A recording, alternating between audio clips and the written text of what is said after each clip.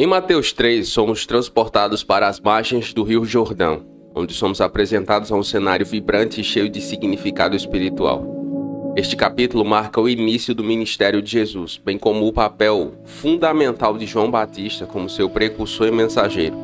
Ao longo da mensagem de Mateus 3, testemunhamos a poderosa proclamação de João, chamando as pessoas ao arrependimento e preparação espiritual para a vinda do reino de Deus. Enquanto multidões se reuniam às margens do Rio Jordão para serem batizadas por ele, Jesus também se apresenta para receber o batismo, inaugurando seu ministério público de uma maneira majestosa e significativa. Este capítulo nos convida a refletir sobre a importância do arrependimento, da identificação com Jesus no batismo e da manifestação divina que acompanha este evento transformador. É uma introdução poderosa a uma jornada espiritual que ecoa através dos séculos até os dias de hoje. É sobre isso que vamos refletir, então deixa o like, se inscreva no canal e ative todas as notificações para você não perder nenhuma das nossas mensagens e fique comigo até o final porque há uma palavra de Deus para você.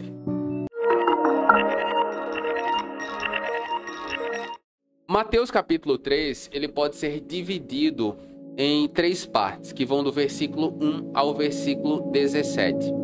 Eu não vou ler todos os versículos para que o estudo não fique tão grande, mas se você quiser ter um comentário, quiser ter acesso a um comentário mais detalhado, é só você acessar o jesuseabiblia.com, Mateus capítulo 3, e aí você vai poder ver um comentário mais completo sobre este capítulo. Eu vou deixar o link na descrição para que você possa acessar o estudo.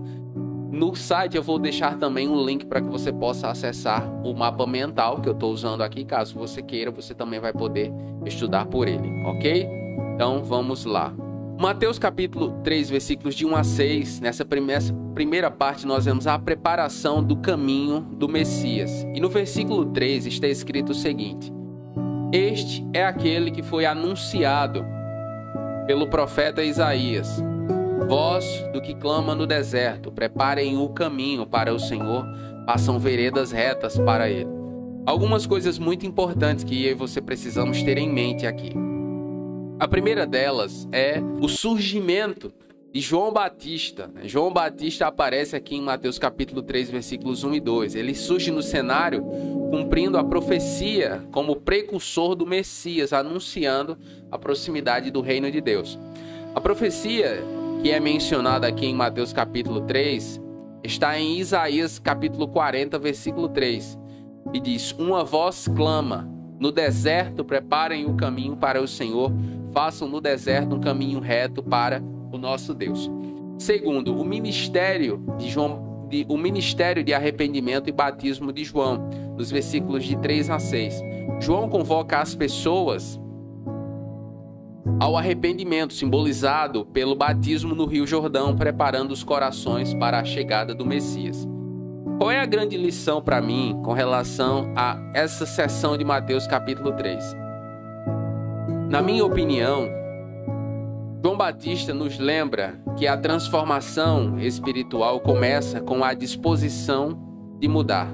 Perceba que os fariseus e os líderes religiosos da época foram até lá para ser batizados também. Mas com discernimento espiritual, João Batista percebeu que eles estavam indo com mais uma motivação religiosa, entende? Não havia arrependimento real no seu coração. E isso é uma das coisas que tem me preocupado na nossa geração.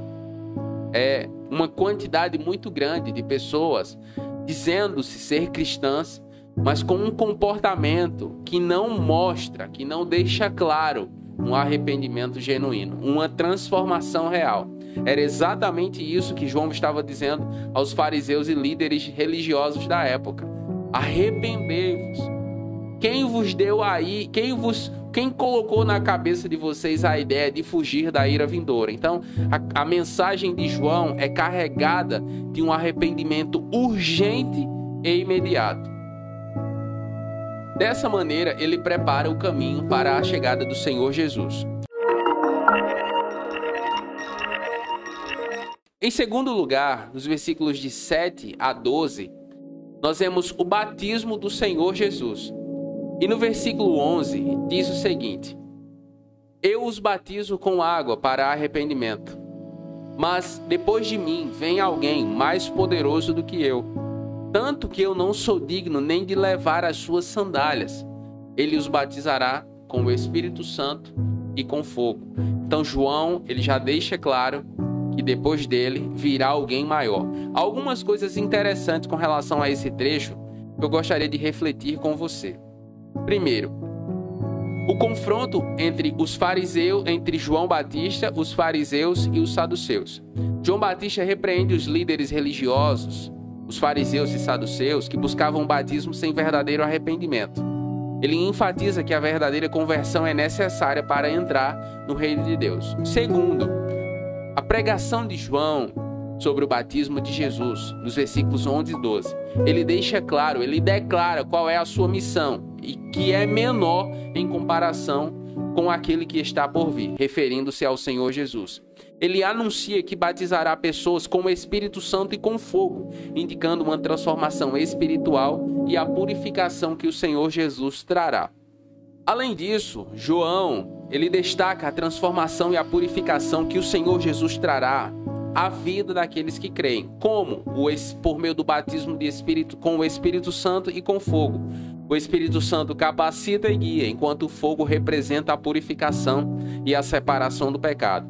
É uma promessa de uma nova vida em Cristo e a remoção das impurezas espirituais. Então, a ênfase da pregação de João é a de que o batismo é uma consequência da transformação real, da transformação genuína. Não é mais um ato de religiosidade. É alguém que entendeu pela fé, crê, se arrependeu e agora vai receber o batismo. Exatamente o que acontece no episódio entre Filipe e o etíope eunuco em Atos capítulo 8, quando ele pergunta, ele vê a água, o etíope vê a água e pergunta: o que me impede de ser batizado? Filipe apenas pergunta: você crê? Ele disse: creio. Então ele é batizado. O que é que acontece ali? Um arrependimento genuíno. Qual é a grande lição para mim desse trecho, dessa sessão? O verdadeiro batismo vai além da água. Há muitas pessoas passam muito tempo discutindo o formato do batismo. Tipo um tempo que, na minha opinião, é desnecessário, discutindo o formato do batismo. É uma mudança interior que nos prepara para viver em retidão e comunhão com Deus. Na minha opinião, se é para debater algo ou empregar energia em algo, nós devemos debater e empregar energia em deixar claro para o pecador que é necessário um arrependimento genuíno. Ele precisa entender o que está prestes a fazer. Que ele precisa de fato ter experimentado uma transformação de vida genuína. Essa era a missão e a ênfase de João, enquanto ele pregava o batismo de arrependimento. Que o Senhor Jesus traria uma purificação que ia além daquilo que era visível e natural. Ele os batizará com o Espírito Santo e com fogo, entende? Por fim, na terceira parte, dos versículos de 13 a 17, o batismo de Jesus e a manifestação da presença de Deus. O versículo 17 diz o seguinte: e uma voz dos céus disse: este é o meu filho amado, em quem me agrado. Esse daqui é um dos episódios mais sensacionais da Bíblia Sagrada. Há algumas coisas importantes nesse trecho que eu gostaria de refletir com você. Primeiro, Jesus se apresenta a João para ser batizado. E nessa parte, nós vemos que o Senhor Jesus diz a João para cumprir toda a justiça. Essa é a palavra-chave dessa declaração. Jesus está dizendo que seu batismo é uma parte importante do cumprimento da justiça. Ele está seguindo a vontade de Deus ao ser batizado, mesmo que ele não precisasse do batismo para o perdão dos pecados, porque ele não tinha pecado, ele era puro. E João não quer, João é resistente ao batismo do Senhor Jesus. E Jesus diz: deixa assim por enquanto, para que se cumpra toda a Escritura. Uma outra coisa muito interessante nesse texto é a descida do Espírito Santo no versículo 16. Após o batismo de Jesus, nós vemos a descida do Espírito Santo sobre ele em forma de pomba. Isso representa a unção e a capacitação para o seu ministério. É um momento de confirmação da filiação do Senhor Jesus. E por fim, no versículo 17, nós vemos a voz do Pai. Deus Pai se manifesta com uma voz dos céus declarando: este é o meu Filho amado, em quem me agrado. Essa é uma confirmação pública da identidade divina de Jesus e de seu relacionamento especial com o Pai. E também destaca o prazer de Deus no Filho e no seu compromisso, e o seu compromisso com o plano de salvação. Então nós vemos aqui a Trindade, nós vemos o Pai, nós vemos o Filho e vemos o Espírito Santo. Qual é para mim a grande lição deste momento, desse evento? Ele ilustra a Trindade, o Pai, o Filho e o Espírito Santo trabalhando juntos na redenção da humanidade. Nesse evento, é o Pai e o Espírito confirmando a filiação do Senhor Jesus, quem Ele é de fato, deixando claro para todos nós que o Senhor Jesus é de fato o Filho do Deus vivo. Qual é para mim a grande ação de Mateus capítulo 13? Digamos, a lição mais importante. Para mim, a lição mais importante deste capítulo é a humildade do Senhor Jesus ao ser batizado. Ele nos ensina sobre submissão à vontade de Deus. Perceba, pense, não sei se você já parou para pensar nisso. Jesus não precisava ser batizado, mas ele o foi para que se cumprisse toda a justiça. Para que Jesus foi batizado? Para fazer a vontade de Deus. Agora pense, Jesus fez algo, digamos, que não era necessário para agradar a Deus Pai. Enquanto eu e você muitas vezes não queremos fazer o necessário para agradar a Deus Pai. Não há ninguém como Jesus. De fato, não há ninguém como Jesus. E nós somos, de fato, pecadores. Precisamos da sua graça. Ele foi além. Ele vai além. Por isso que o apóstolo Paulo, escrevendo a Timóteo, diz: não há nenhum outro mediador pelo qual devamos ser salvos. Não há nenhum outro mediador entre Deus e os homens, senão Jesus, o homem. Eu oro para que o Senhor Deus aplique essa palavra nas nossas vidas e que nós possamos viver pela fé no Senhor Jesus. Eu acredito que há um propósito de Deus para cada filho e filha, um propósito específico. E muitos cristãos não têm conseguido viver esse propósito de Deus para as suas vidas.